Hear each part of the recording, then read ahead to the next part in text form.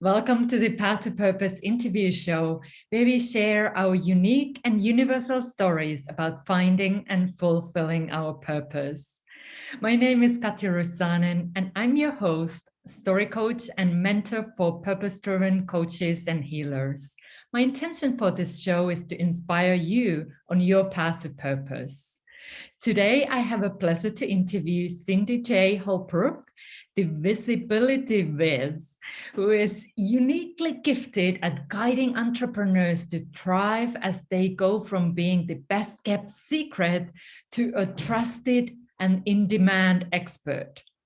Overcoming a traumatic past, she pulls from her personal journey to help her clients gain outrageous confidence to succeed. So let's find out more about her path. And I will also ask her best steps on how to gain that outrageous confidence to succeed. Let's get started here. So welcome, Cindy. I'm so excited you are here. Oh, well, thank you, Katja. It's definitely my pleasure. And was there a special event that led you to this path? I believe that there was. As you had mentioned in the introduction, I had a traumatic past. So for the first 35 years of my life, I didn't feel like I didn't have a personal identity. I was here for everybody else. I was here for them to use and abuse me in whichever way they wanted to. And I call her my first coach, but she was actually my supervisor, but she was definitely my first coach, my first mentor. She told me, Cindy, your life is your choice. And I thought, lady, you are crazy. There's no way in hell anybody on this planet would choose to live the life I'm living. At the time she said this to me, in the previous 2 years, my mom died, my father died, my grandmother died. I had an aunt that died. My ex-husband's grandmother died and his brother got murdered. My ex-husband started going to started being involved with another woman. My teenage daughter started getting involved in gangs. So I felt very lost, very alone, very depressed, very suicidal. And she's telling me my life was my choice. I thought, you're crazy, lady. But that was my introduction to self-improvement. And it's one thing that I always tell all of my clients, your life is your choice. You have the power to turn the page and start a new chapter of your life. And you don't have to let your past define who you are or who you will be tomorrow. Amen. And I got chills when you said your life is your choice. It really resonated. Yeah. And in a deep level. And I love that you found a way to overcome and start doing that change. And we're going to talk about that more, because that is always a huge key, how we can turn things around. And you shared some of the keys there, like finding the coach or mentor that supported you to see things and shared that like message. The first like was like, no way, that's not right. But there was a part of you that most likely like, let me just think about this. Right. And now you also help others through the online visibility and sharing their journeys, sharing their expertise. And what has been, because this is also finding your path to purpose, and you found then the inspiration to help others on the entrepreneurial journey. So I'd like to know, what has been one of your biggest lessons? Because you had a lot of things happening in your personal life, and then in your business, what has been your biggest lessons when it comes to online visibility and sharing your work? Has it always been easy for you, or was there some struggles that you found a way to overcome? Oh, there's definitely lots of struggles, especially because of my past. You know, whenever we say, matter of fact, I posted on my Facebook group a few days ago, what's holding you back? and a lot of people say me. So they realize they are holding themselves back, but a lot of people don't understand the full depth of it, the full depth of really exploring who you are and why you think the way you think. And in business, people are always, what's the best strategy? What's the right strategy? Especially for visibility. How can I get visible? How can I be seen as an expert? There's so much competition out there. I'm afraid of wasting my time. So these are things I hear all the time. And the thing is every strategy, and there's billions of strategies, will work for the right person at the right time with the right mindset. And that's key, the right mindset. Otherwise, you're just throwing spaghetti at the wall. Oh, and you're going from one shiny object to the next. Oh, this person says that I have to do Facebook today. This person says I have to do LinkedIn. This person says I have to do a webinar. This person says I have to do a challenge. And you're just spinning your wheels and you keep doing all this stuff without any thought of where your clients are, where you are in your life and your own personal growth, and things that bring you joy. And so this is what I like to help people do, is find the right strategy for them that aligns with their personal beliefs and values, and to let go of all the lies that they tell themselves. Yes, we lie to ourselves all the time. And when we're lying to ourselves, we have to ask ourselves, is it my voice? Is it really my truth? 99.9% of the time, it's not your truth. It's something that you've heard, maybe even one time, that really is holding you back. For instance, and I did have a very traumatic past. My father was an evil man, but before I got married at 18, I wrote a poem that I was going to read at my wedding to my husband that I was marrying at the time. And my father told me, you should not read that poem. You will be a laughing stock. And matter of fact, you should never let anybody read anything you write, because you will be a laughing stock. I shut down, and nobody read anything I wrote for years. When I left my first husband 20 years later, I threw away 5 novels that I wrote that nobody never read, because I did not want to be a laughing stock. And I've always tried to find that perfect business for me, like I was a born entrepreneur. When I was 10 years old, I used to go play in the Los Angeles riverbed, collect golf balls, and then take them home, wash them, take them back to the golf course and sell these golf balls to the golfers so I'd have money to spend. And I did that when I was 10 years old.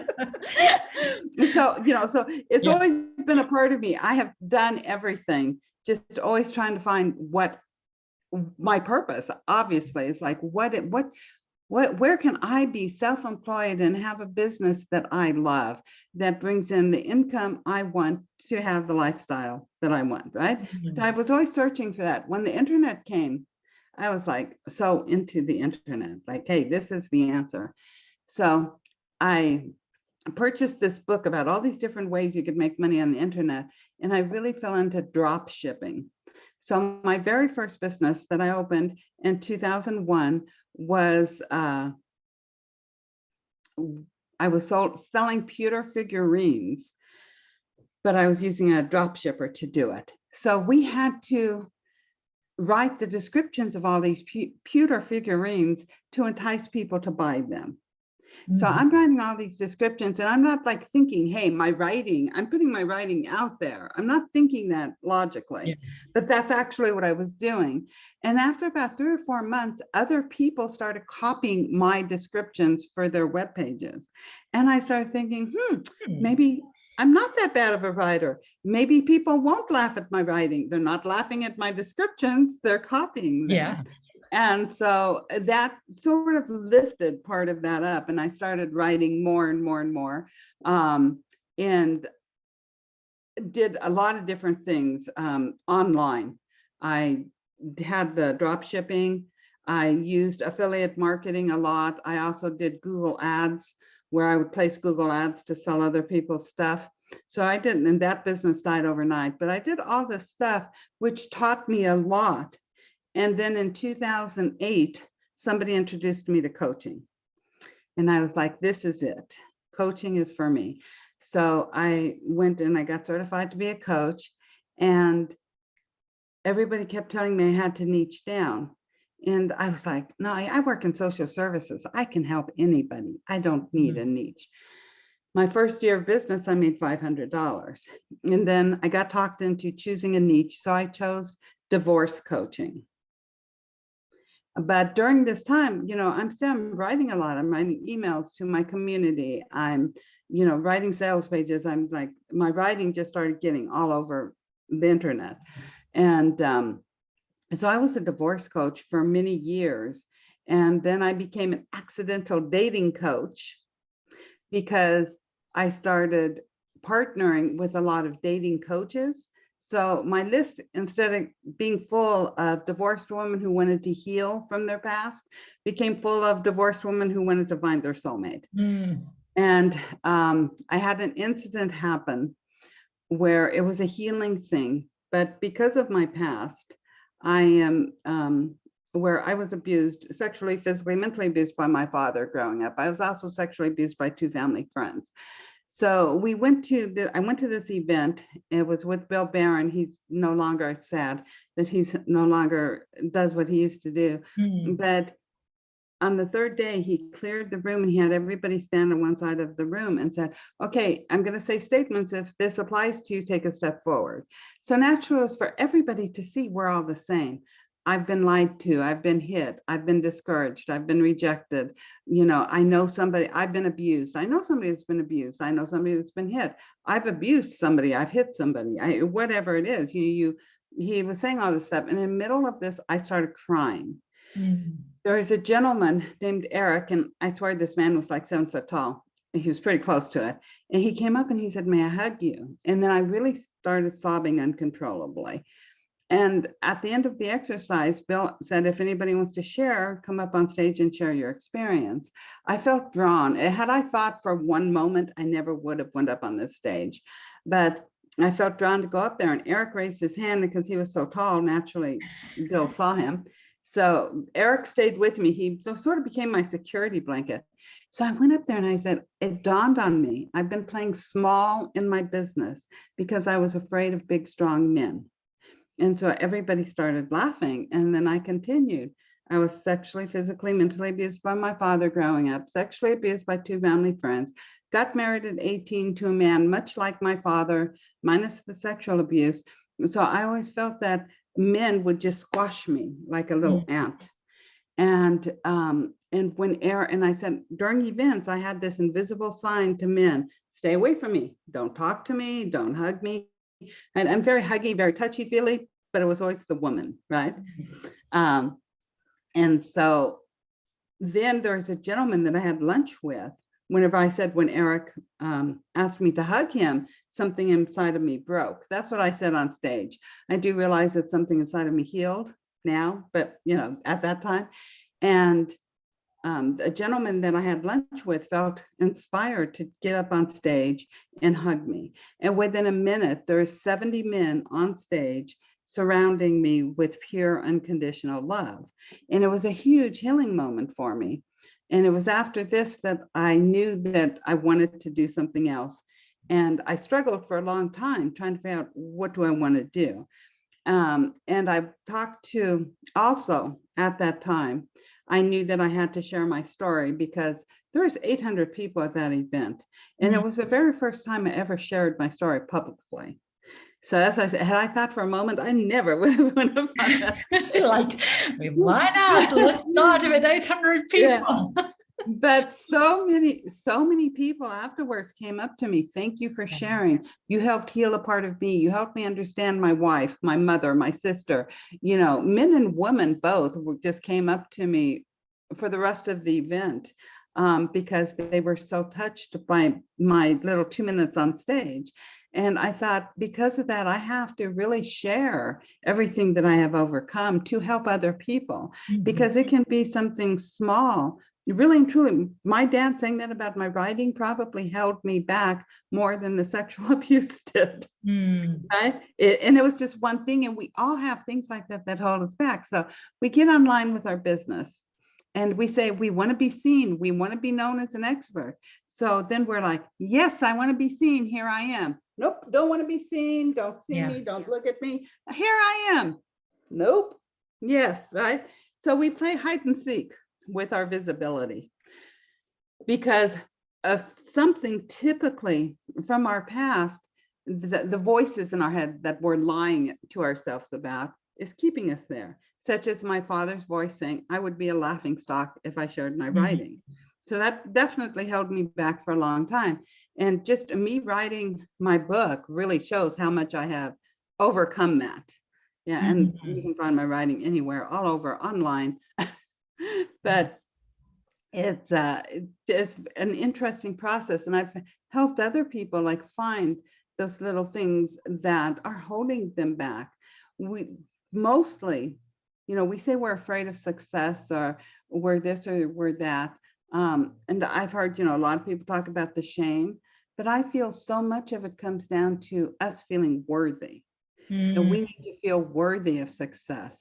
And to feel worthy of success, it's all in our self-talk, When we feel worthy of somebody loving us, I mean, one of my coaches, she had said, Cindy, you try so hard to make other people like you, but you don't realize we just like you because you're such a beautiful person.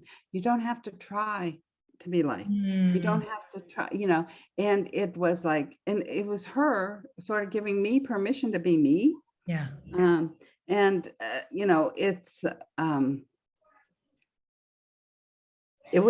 was probably a huge lesson, was just that. But I've gone through so much transformation, so much healing, so many exercises that I've done, and it's not easy. We don't want to look at ourselves. And also, if somebody hurt us, and these people could still be in our lives, somebody that we love and that we want in our lives, that sometimes something can be said that we start lying to ourselves about it.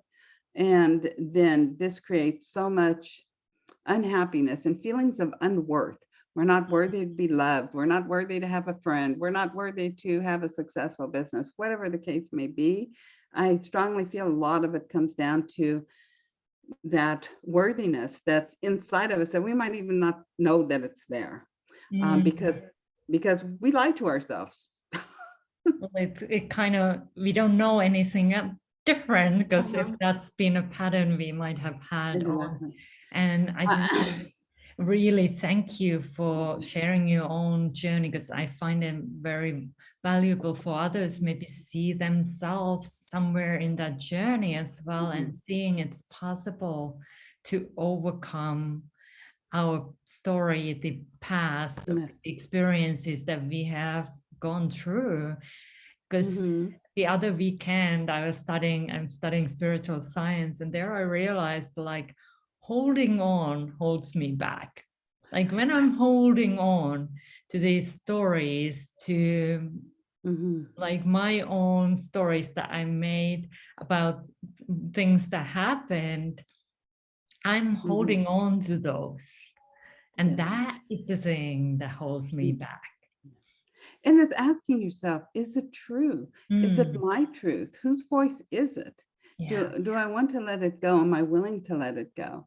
I have this funny story, because it really hit me hard how much we lie to ourselves and how much we can believe something. Somewhere in my life, I decided that my sister had my nephew when she was 16, which would have made my nephew 8 years younger than me. And so when I turned 48 in June, a long time ago, and then in July, Marty came to visit me. His birthday's in August. So Marty, you're going to be the big 40 next month. No, Aunt Cindy, I'm going to be 39. No, Marty, don't lie to me. I know how old you are. Right? His kids are going, Aunt Cindy, he's going to be 39. And I'm like, my family sometimes likes to get me to believe things that aren't true, because I'm very vulnerable. And so I'm like used to them playing pranks on me. And I'm like, Marty, stop lying to me. I argued with him for an hour. And my husband's like, honey, don't you think Marty knows how old he is? He's trying to pull my leg, right? And so finally, Marty got tired of it. He pulled out his driver's license and says, Aunt Cindy, you look at the year I was born and you tell me how old I'm going to be. And I was like, holy crap, you're going to be 39. Like I would have bet somebody $1 million that he was going to be 40. That's how much I had convinced myself sometime in my lifetime of how old that I was 8 years older than him, but actually I'm 9 years older than him. Yeah. But it's, it's really funny. It's funny, but I was thinking, if I'm fighting somebody over how old they are, what lies am I believing that's really screwing up my life? That's it's a funny story, but it is a very awakening story as well. Like, yes, maybe I want to just a little bit check what are the things I believe in to be true. And so then sometimes it's good to do those checks, like checking the year. And it all starts with being aware of what you're thinking. We are not taught to be aware. The first psychologist that I went to, it was right after my mom died. And one of the first things he had me do was he gave me this timer and he said, every time this timer goes off, I want you to write down what you're thinking. And so it was like, every hour. So every hour I'm just stopping when it went off and writing down what I was thinking. And after 3 or 4 days, I thought, my God, I can't do this anymore. I have horrible thoughts. I'm a mean, rotten, terrible person with all these thoughts that I'm having. But the key to change is awareness. Had I not been aware of the things I was telling myself, I could have never changed what I was thinking, because we're constantly thinking, and that's what runs, most of our lives is everything that's in our subconscious, all these records that are playing over and over and over again. And, the first key to any change is being aware of it. If you're not aware of it, you can't change it. I agree on that. And let's shift gears a little bit then, because you talk about this outrageous confidence. So let me ask, why does one need the outrageous confidence to succeed? And what is exactly the meaning, or how do you define outrageous confidence? Number one, why does somebody need outrageous confidence to succeed? Because this is really a way to continuously grow. So I'll start with the confidence. Definition of confidence is, people always think it means that we're just super confident to do stuff. But whenever you narrow it down, it's that you feel confident you can accomplish a task. It doesn't say that you're accomplishing it perfect. So all of us think, and there's another definition that says that it's doing the best you can do of something, right? My definition of confidence is simply, it's a choice and it's a state of being. You're deciding you will be confident that you're going to do something and you're going to do it to the best of your ability. Not that you're going to do it perfect. Most of us, we want this confidence we're going to do it perfect, right? And nothing is perfect. Now, outrageous, the definition is something bold and startling, but it doesn't have to be bold and startling to everybody in the world. It's a bold action or a startling action that you're taking that you may not have ordinarily done. So going back to even like the lies, when I went to this business conference once and I was wearing this sweater, and this lady goes, she was actually my roommate for the conference. She goes, I would never wear that sweater outside. It makes you look fat and frumpy. So I would only wear that sweater like in your house, in your office. So I was like, what woman wants to look fat and frumpy, right? So I never wore, for 2 years, I did not wear that sweater anywhere but in my house. So one day I had some errands to run. So I threw my sweater on, ran these errands, and went to like 5 different places. And each place I went, somebody complimented me on my sweater. And so I thought, why am I letting, again, the lies that we believe, why am I letting this one woman's opinion dictate what I wear or don't wear? So I had my husband take a full-length picture of me wearing the sweater. And this is the bold, startling part. I sent it to my entire email list with my story. Okay. Now, that was a bold action. It was a little bit scary, but it was a bold action. And, so therefore what that did was that made me feel more confident in myself. And every time you do something like that, it helps you to grow. So, also, I had COVID really bad. I almost died earlier this year. I was in ICU for 3 weeks, and I mean, it was they prepared my family for me to die. I was not in good shape. I'm glad my doctor actually thanked me for getting better, right? He was so happy that I got better, because I was so sick. He was the admitting doctor, and I was just so sick. And he had told my husband, and I called 911, I would not have lived through the night. So I was very sick. And a side effect of COVID that some people know, not a lot of people know, is hair loss. And so you start losing your hair like 2 months after you have COVID. Now, I knew that it was a side effect because my daughter and my niece both experienced it. But there's nothing that prepares you until you start experiencing it, right? And my hair is falling out. And I lost 95% of my hair. I am wearing a wig. This is not my hair, because my hair doesn't look so great. But what I did, again, bold, startling, unusual, I posted because it really bothered me. And losing my hair, it bothered me more than I can really relate. It's just like, it was so horrible. And because I am on camera a lot, I was like, okay, I can buy a wig, I can wear a wig. I'm still don't feel like it's me, it's weird wearing a wig because I've always been like more of a natural type person. But I'm very thankful for them. But what I did was I posted my pictures on Facebook. I also sent it to my email list of my bald head, right? So it's probably at the worst. I mean, now it's starting to grow. I can tell it's starting to grow back, but it takes at least a year, for you to see a big difference, especially because I lost so much of it. But me taking those pictures again was bold, startling, and different. But also it's calling the elephant out in the room. When we are really, something bothers us a lot and we're thinking about something, if we go on, even with a wig on, if I go on camera and I don't feel confident, because at first I really didn't feel confident in the wig. Now I'm getting used to it more. But if you don't feel confident, you just call the elephant out in the room. And you tell people. And that is really scary, but it's being bold.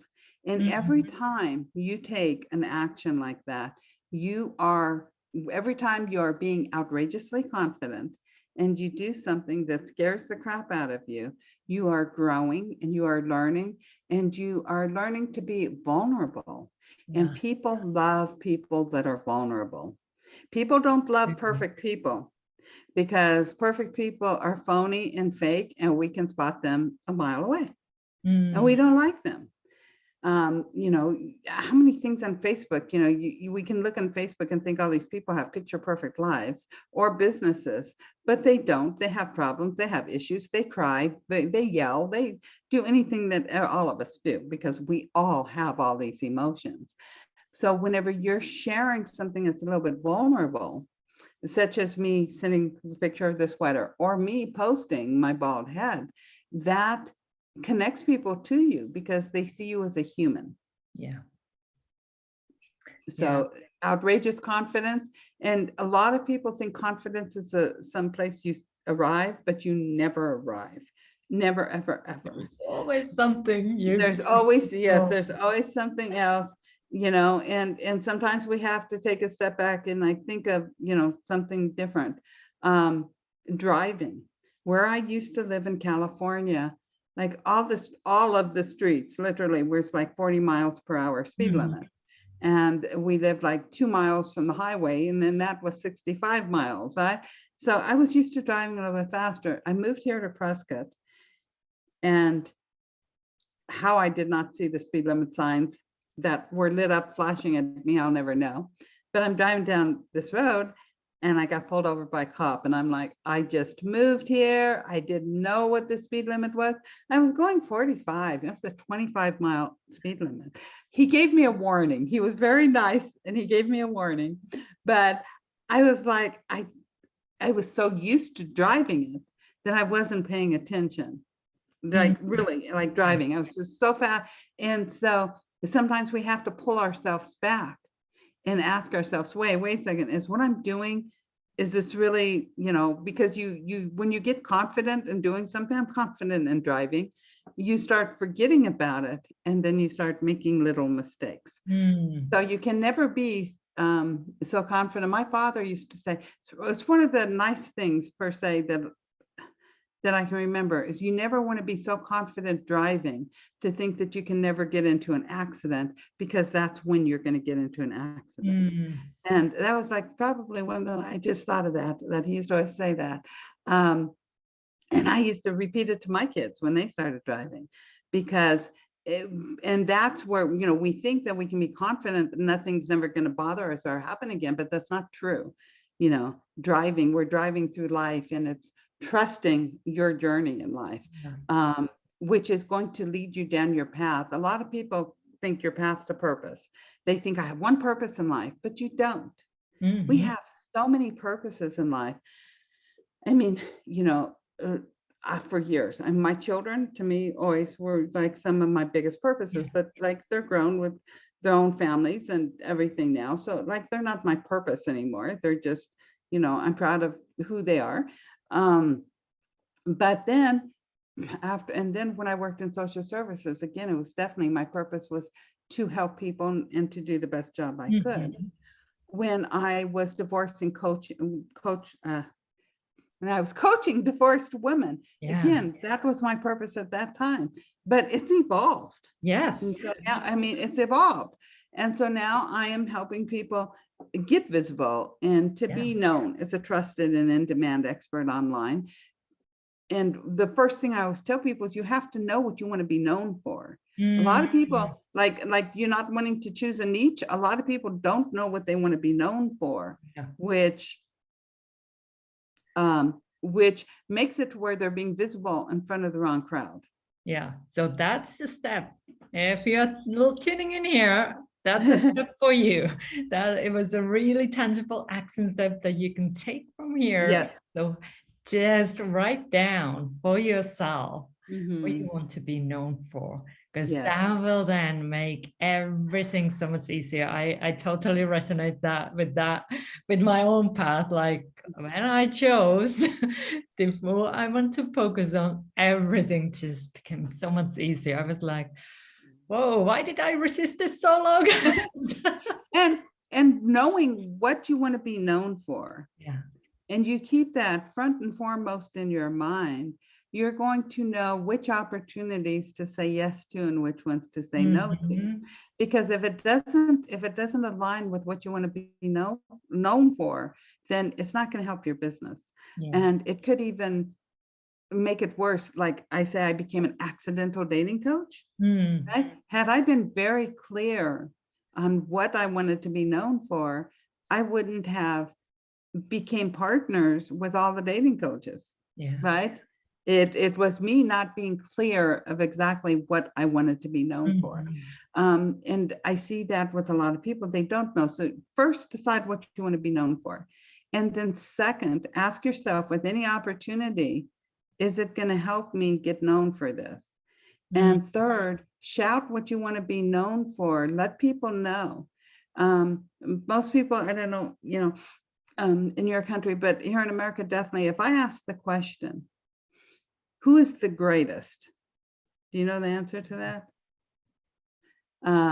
No, and that's fine. And I know most Americans the greatest because who is the greatest? Okay, most people automatically in America think Muhammad Ali. Because that's because Muhammad Ali, and who called Muhammad Ali the greatest? He did. Not the people. He did, exactly.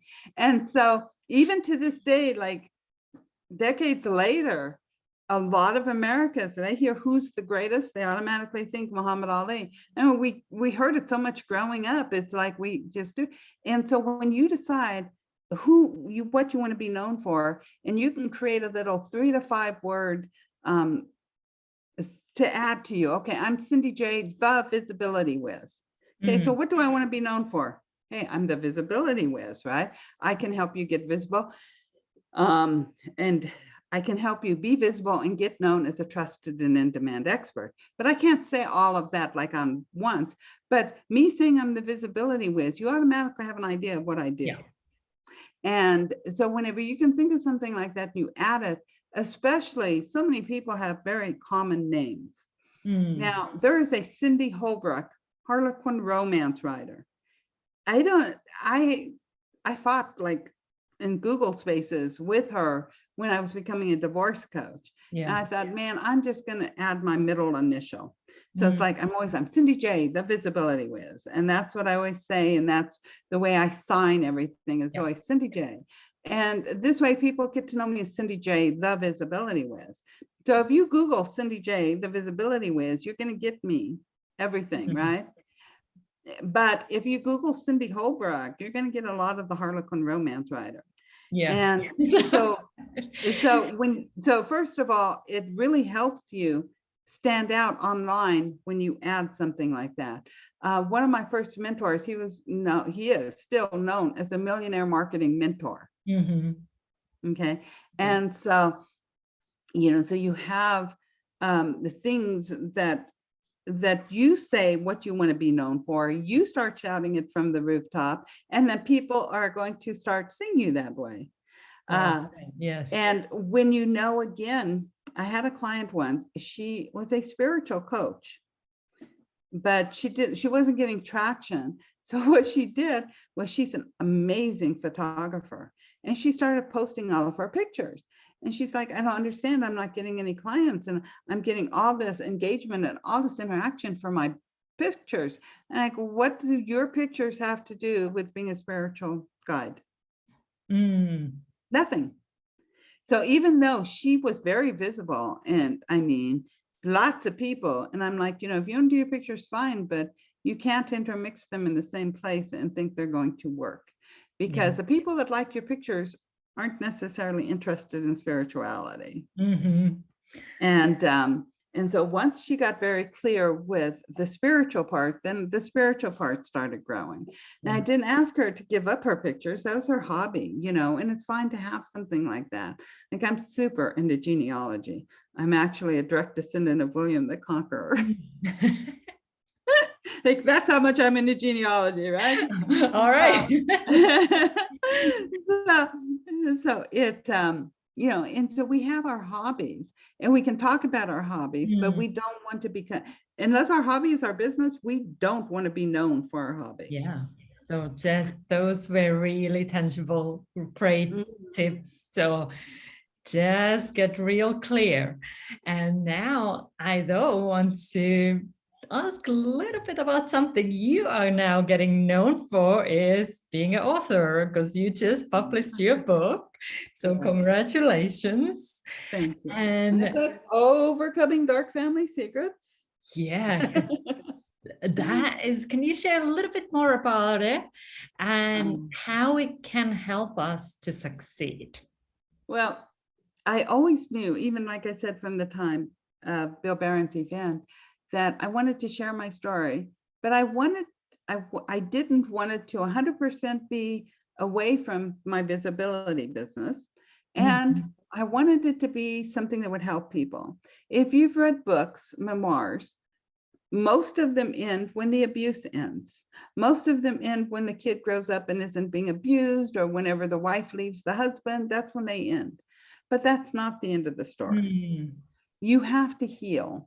And so I always really knew that I wanted it to be, even though definitely it's a memoir sharing my life story, but I wanted to write it in a way where people could heal.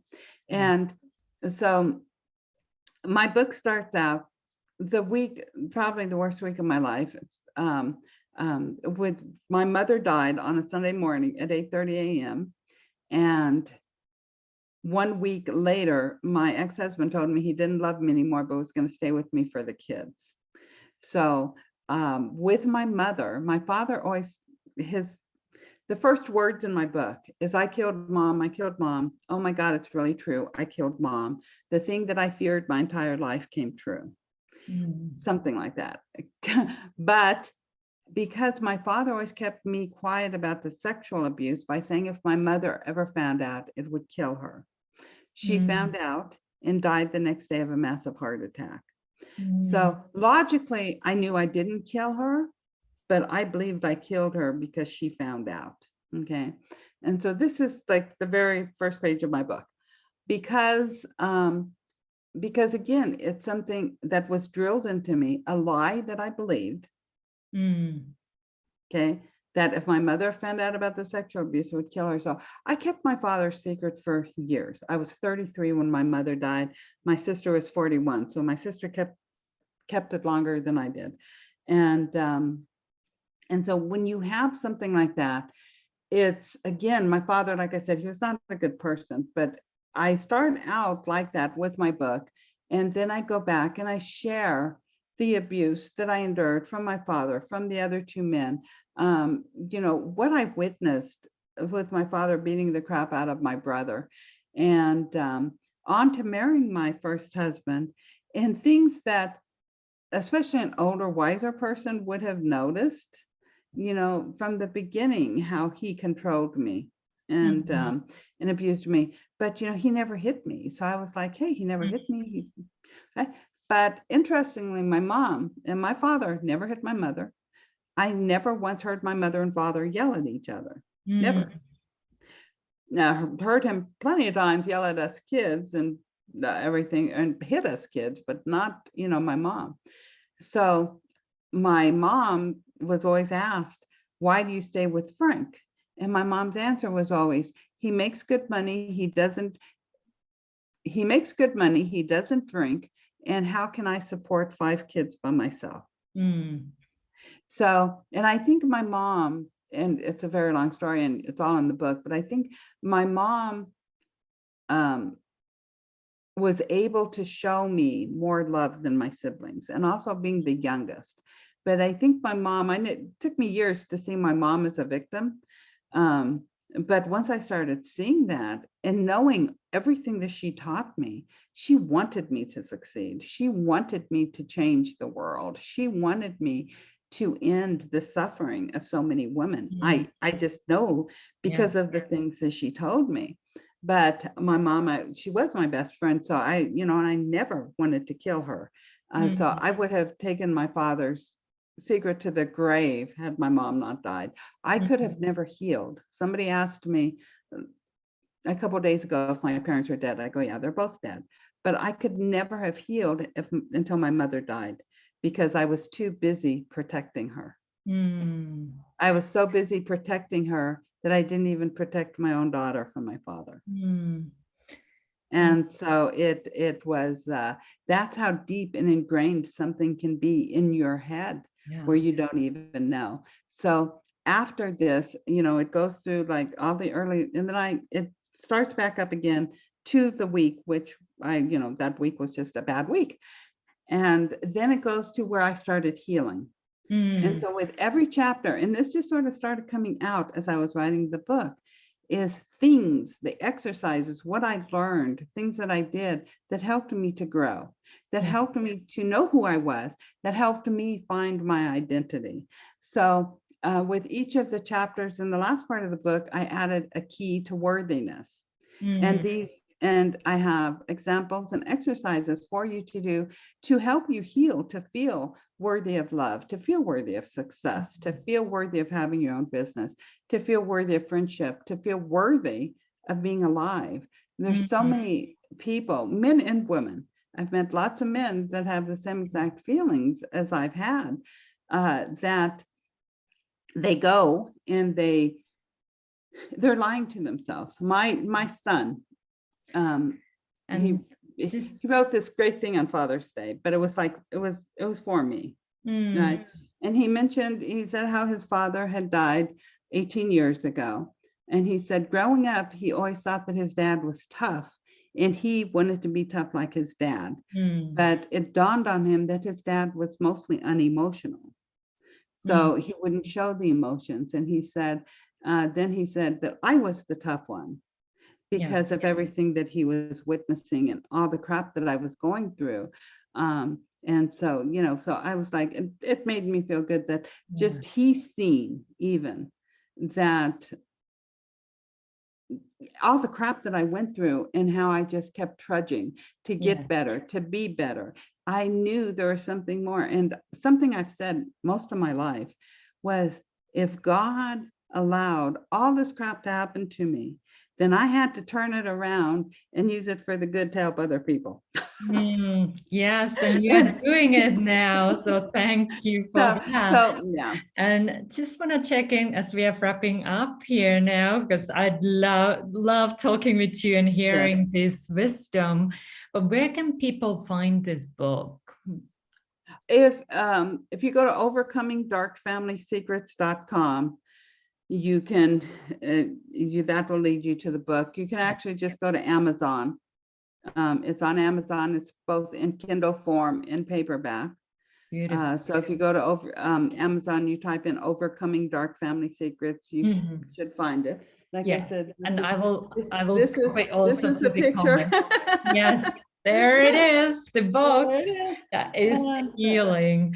And so you can go there, and you're welcome to go check out my website, cindyjholbrook.com. And I have lots of visibility tips and things in there. And so. And you have given us a lot to think about today. So definitely go and check out that book, get it, because there is a lot of healing that can happen just reading and doing the exercises you have put there. And you also mentioned you have a gift for my community. For your community, yes. Okay. And the gift is 5 keys to feel worthy of success. So you just need to go to cindyjholbrook.com/Katja, all lowercase Katja, and you can get your copy of 5 keys to feel worthy of success. I have 17 keys in my book, and I'm actually writing another book just about the keys to feel worthy, because it just was all coming out from this first book. Yes, there is more. But with this, there are exercises in there. There's lots of exercises in there for you to do to help you see what lies you might be believing and how to say bye to the lies and turn the chapter of your life. So, the biggest thing, and I said it at the beginning, but your past does not define who you are unless you let it. If it's constantly in your mind, even if it's one little statement, you'll be a laughing stock if you share your writing. Like my father said that to me once, and it's like I took it as my own. So we all have things like that. And whenever we let go of stuff, especially when miracles start happening in our lives, when we decide we're not going to let our past define us. And that includes all the crap that other people told you. That is a powerful message to end this interview. And I just want to say thank you so much, Cindy, for your time and your wisdom that you shared here today. Yes. Again, it's my pleasure. And thank you so very much for having me and inviting me to share my story with your community. And thank you for watching the Path of Purpose interview show. And if you like this interview, hit the thumbs up button and also share your biggest takeaway in the comments. And we will check them out. And I'm sending lots of light, lots of love on your way. And keep posted on the next episode by subscribing to this channel. Bye for now. Big hugs and bye.